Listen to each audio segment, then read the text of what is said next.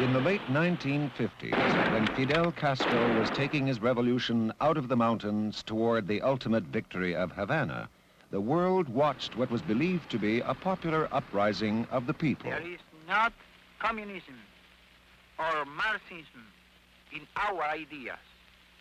Our political philosophy is representative democracy and social justice in a well-planned economy.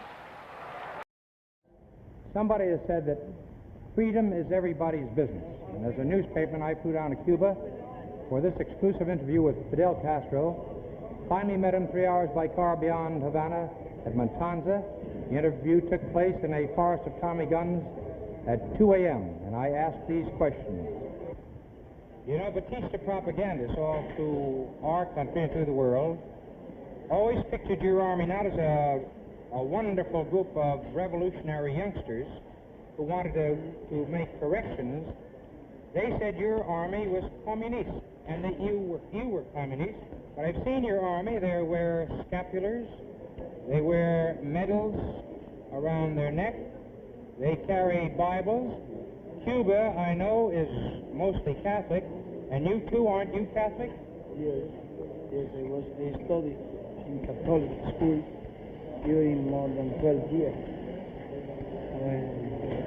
When I was a boy, all the time I was in Catholic school. Yes, that was my education. Now, in school, I understand you were a very fine student, a very fine athlete.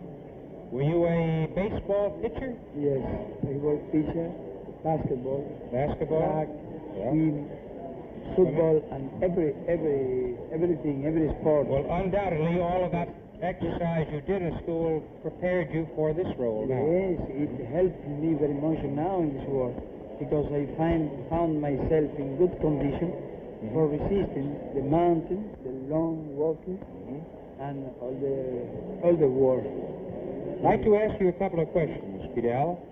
How many Cubans do you believe were tortured and killed by Batista's secret police? Well, it is almost impossible to answer how many people were tortured. Thousands. I suppose that 20,000 people were tortured and killed. Well, many thousand too were killed by Batista policemen. It was a horrible dictatorship. It is almost unbelievable.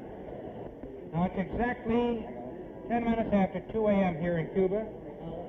You're going to be up at around 5 o'clock, but I'll ask you 2 more questions, and then we'll both go to bed. Never mind. What I'd like to ask you this, Fidel. In Latin American countries over and over again, dictators have come along. They've raped the country. They've stolen the money, millions and millions of dollars, tortured and killed people. How do you propose to end that here in Cuba? Very easy.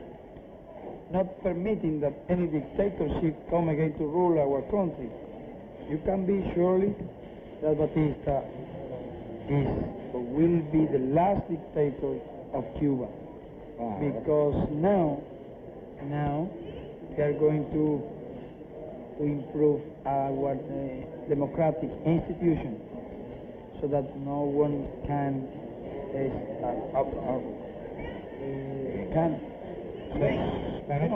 use the force to break our constitution and our law. We are going to begin a large period of constitutional and legal government. That is our purpose. The people of the United States, they have great admiration for you and your men because you are in the real American tradition of a George Washington, of any man who started off with a small body, fought against a great nation and won. What do you feel about the United States? My feeling to the people of the United States is a feeling of sympathy. I sympathize with the people of the United States today because I see they are a very worker people. Work hard. They have found that big nation working very much. That is right. It's a nation that belongs to the people of every world. The United States will not raise a people that came from every part of the world. That is right. That is why I think the United States is a nation that belongs to the world, to those who were persecuted, to those who could not live in their own country, came to the United States, joined in the United States, and made a big nation. Right. We want you to like us, and we like you and Cuba.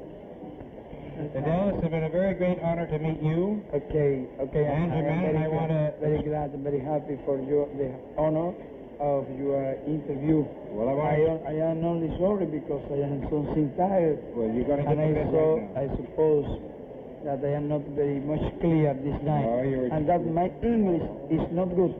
You know why? I didn't know never. It never spoke that I was going to be expected to speak to many thousands of United States and Americans English speaking. But now I promise to the public opinion of the United States to come here to improve my English for next time. Here's a message for you. Thank you very, very much, and I want to express my appreciation to Jules Dubois here of the Chicago Tribune, who made this whole thing possible, is my contact man. Thank you very much, Jules. Let's do it, huh? All for freedom.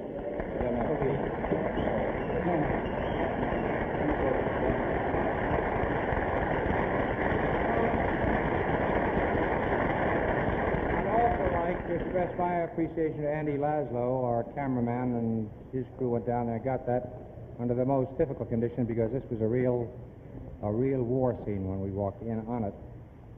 You know, this is a fine young man and a very smart young man. With the help of God and our prayers and with the help of the American government, he will come up with the sort of democracy down there that America should have.